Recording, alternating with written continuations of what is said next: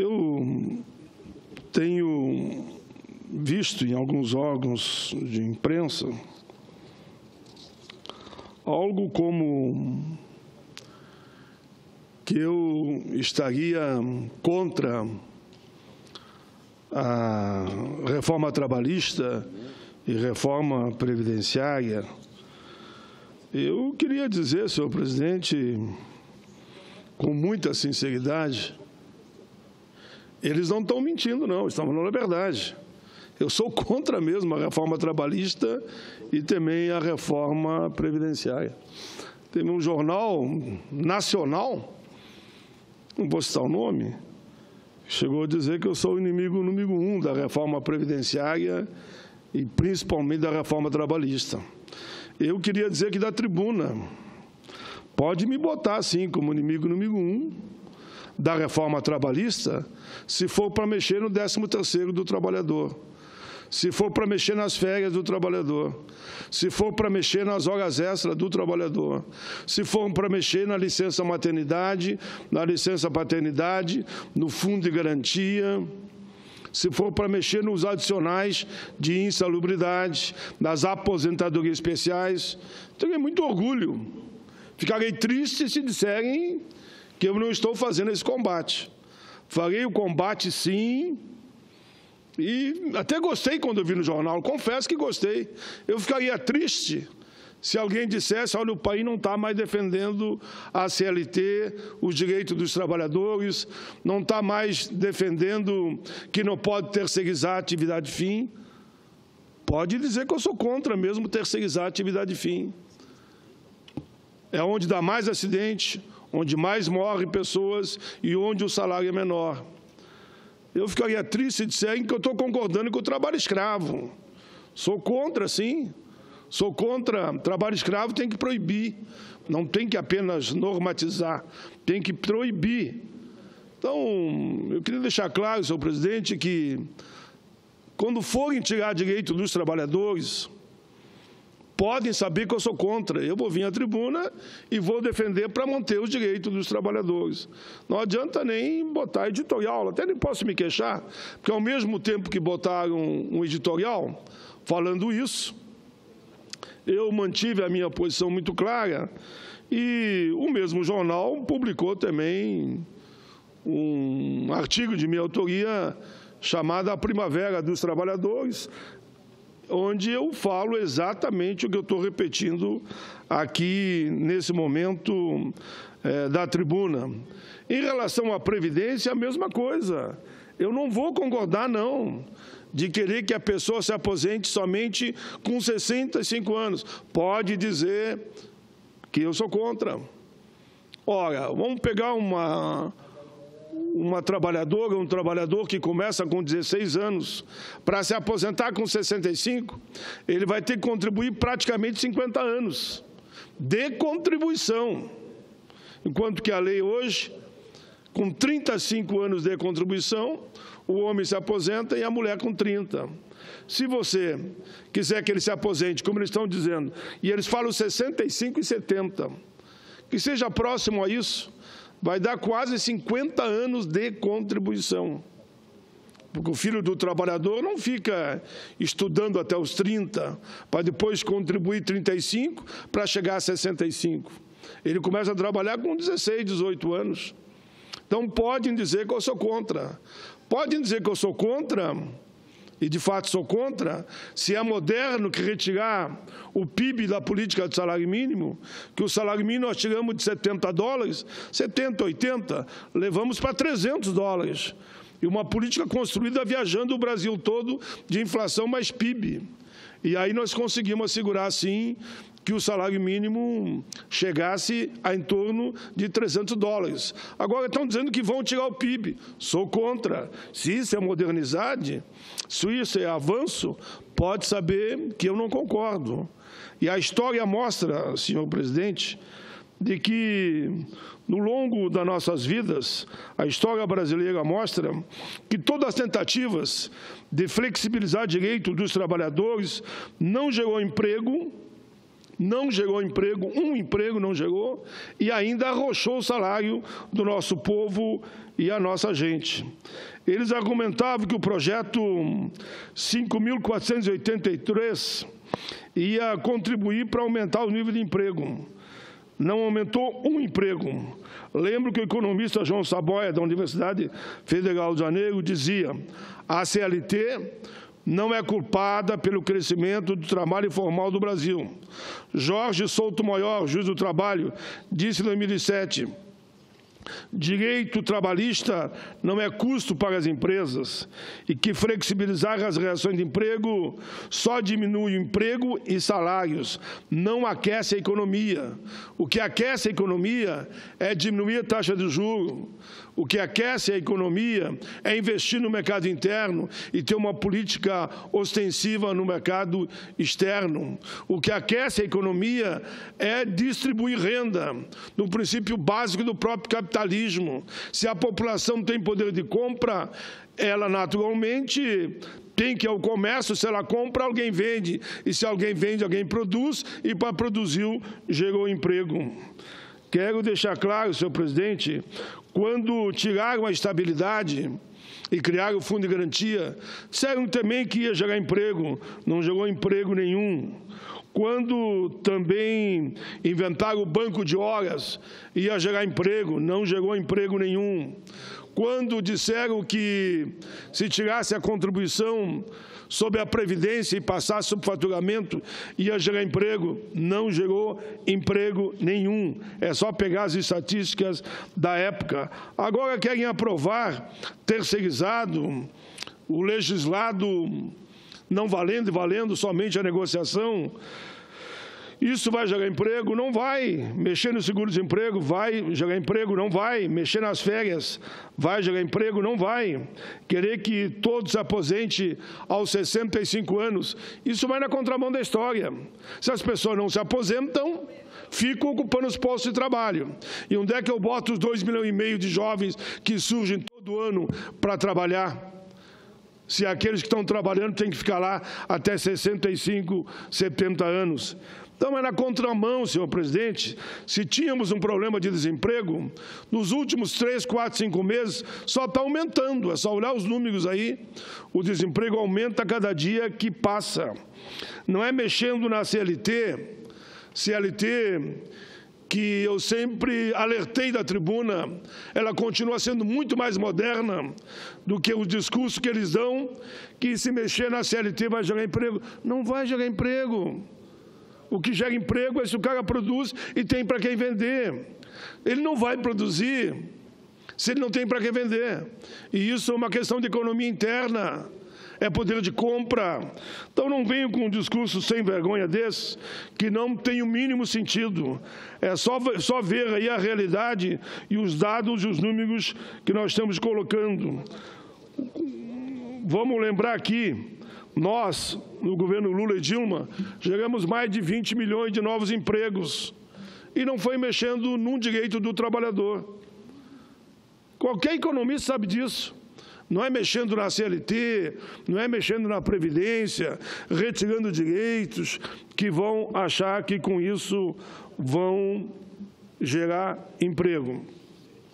Senhor presidente, eu queria ainda aproveitar esse momento e dizer que viajei muito pelo Rio Grande do Sul, fui a inúmeras regiões, fui a Santa Rosa, fui a Passo Fundo, fui a Caxias do Sul, fui ao Vale dos Sinos, e é unanimidade, senhor presidente.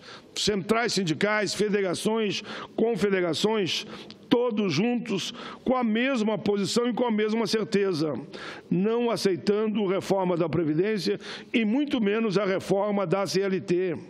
A CLT foi algo consagrado com muito sangue, com muita luta, com muita peleia, durante décadas e décadas. CLT que teve lá a marca, assim, e eu nunca neguei, de Getúlio, de Leonel Brizola, de João Goulart, todos gaúchos. e que nós ampliamos depois, inclusive, na Constituinte, em matéria de direito dos trabalhadores. Nem a ditadura teve a ousadia de mexer na CLT. Agora, o discurso da modernidade é o seguinte: ser moderno, segundo alguns, é retirar direito do trabalhador. Eu nunca vi isso. Eu estou perplexo, confesso. Ser moderno é retirar direito. Não, eu ia entrar nessa agora. Eles estão achando que 12 horas é uma forma de melhorar para o trabalhador. Falam em 80 horas. Umas loucuras total, nunca vi. Pegar qualquer analista, economista, que vai me dizer que isso vai gerar emprego. Se eu trabalho mais, significa o quê? Que eu vou ocupar mais horas dentro da empresa. E o outro não pode entrar, ou seja, não tem espaço para outro. Não tem o princípio básico de duas pessoas ocupar o mesmo espaço. Não existe isso. Só quem não conhece uma fábrica, uma loja, um banco, não conhece nada. O mesmo área rural, não tem como dois pegar a mesma enxada, ou o mesmo trator, ou a mesma produção. Não, é uma coisa meio maluca. Eu fico estarrecido com o que eu estou ouvindo ultimamente em matéria de fonte geradora de emprego. Pelo contrário, se nós partíssemos do princípio de turno de 6 horas para todos, que é exatamente a metade do que eles dizem, ora, se para 12 horas eu preciso 1, se eu botar turno de 6 horas eu preciso 2. Daí sim eu gerei emprego.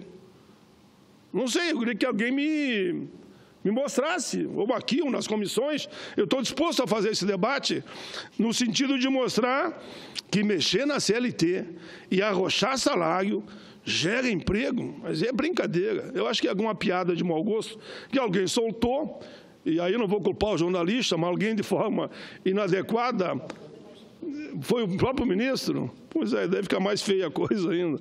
Onde é que nós temos? Achar que o negociado acima da lei também gera emprego. Mas que gera emprego? Como é que gera emprego isso? Isso acho que até o meu piá lá, piá não, mas o neto eu tenho. Tenho um neto lá de 10 anos, sabe que isso é uma bobagem.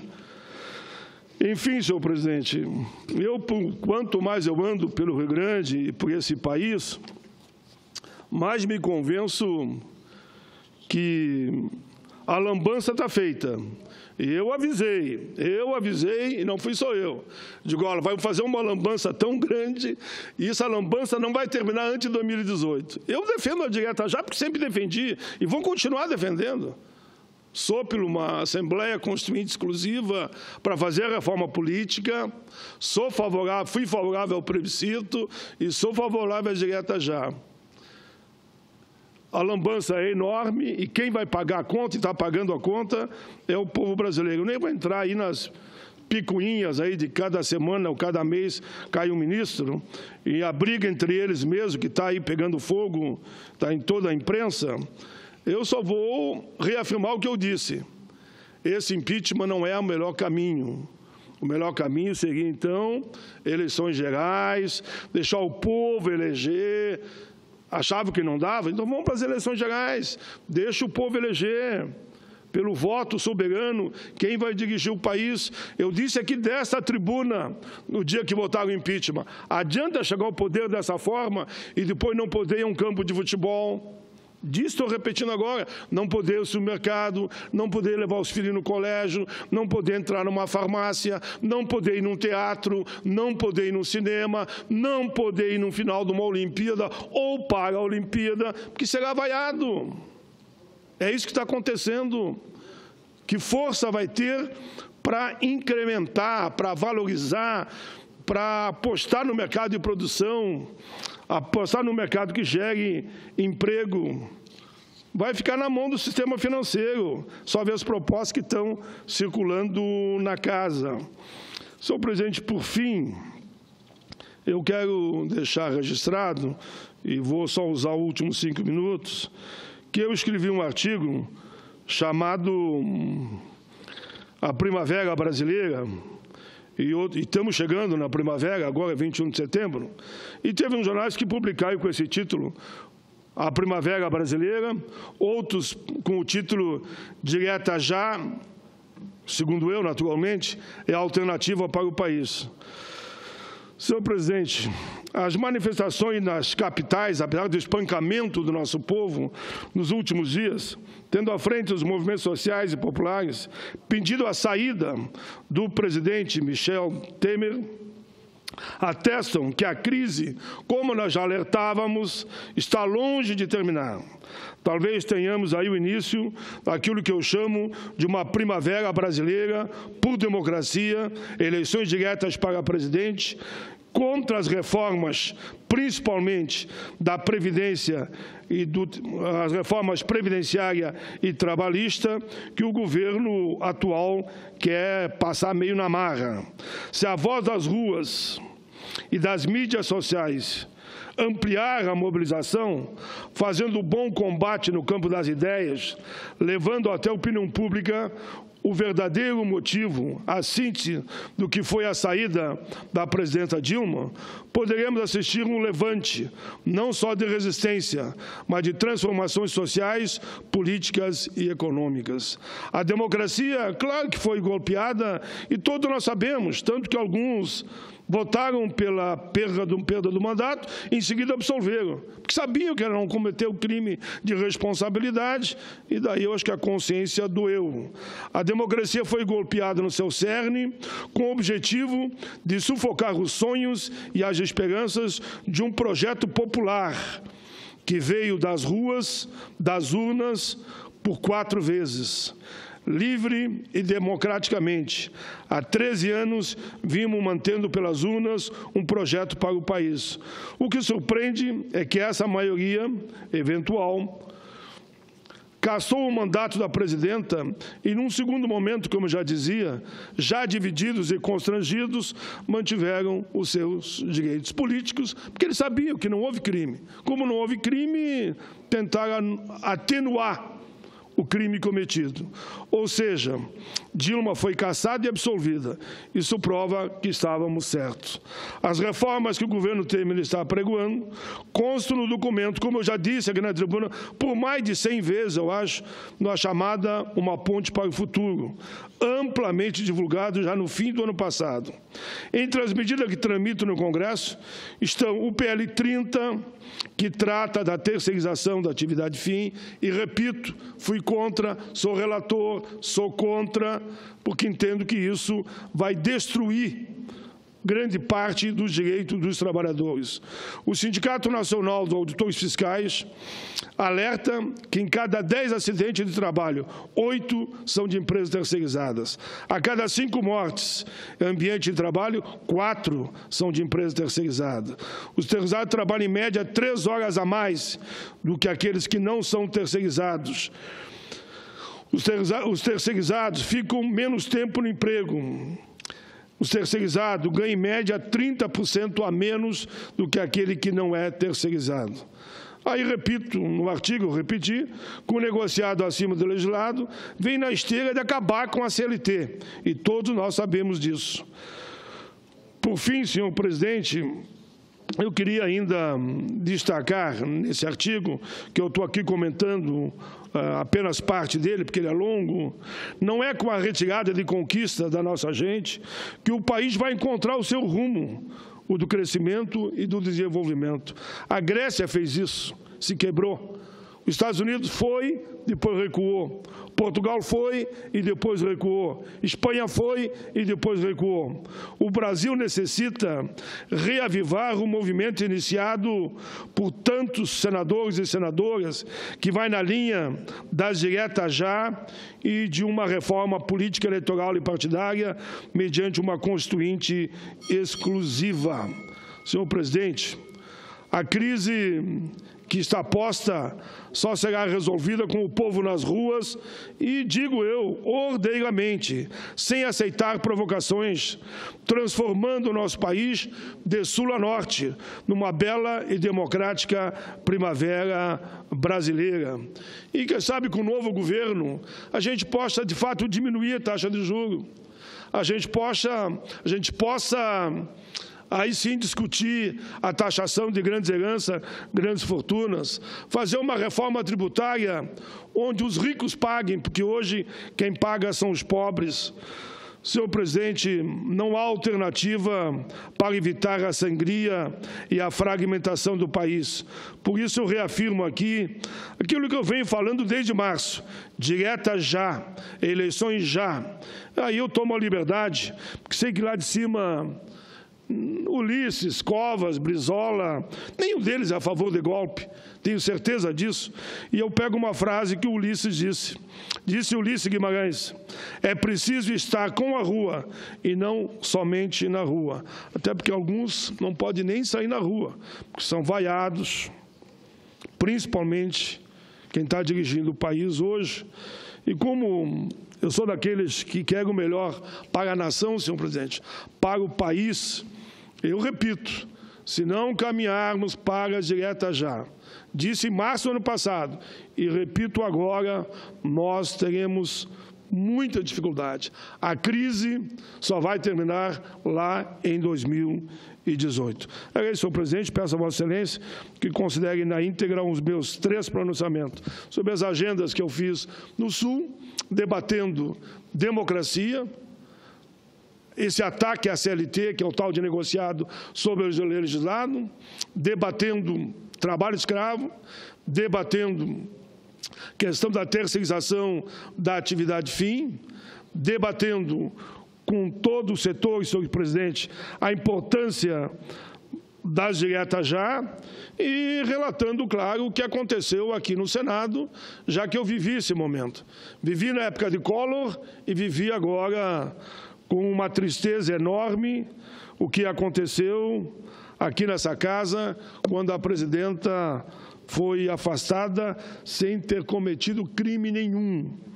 E o povo, senhor presidente, permita que eu diga isso, o povo está assustado com esse governo. Eu queria que estivesse indignado, mas mais que indignado, o povo está assustado. Pai, o que é isso? Vão tirar nossa aposentadoria? Vão tirar a aposentadoria por invalidez? E não sou eu que diz, é eles que dizem. Tem medida provisória na casa.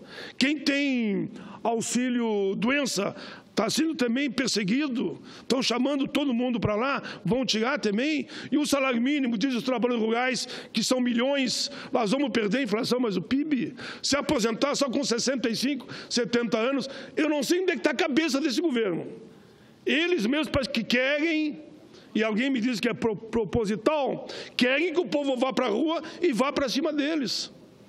É demais, é só ver aí, esse outro projeto que querem votar hoje aí, um é uma paralela de terceirização, o outro é o 204, eu fiquei abismado na audiência pública hoje de manhã com a Maria Luísa Fontarelli, senhor presidente, ela deu dados e deu números, que esse projetinho 204 de 2016 foi adotado na Grécia.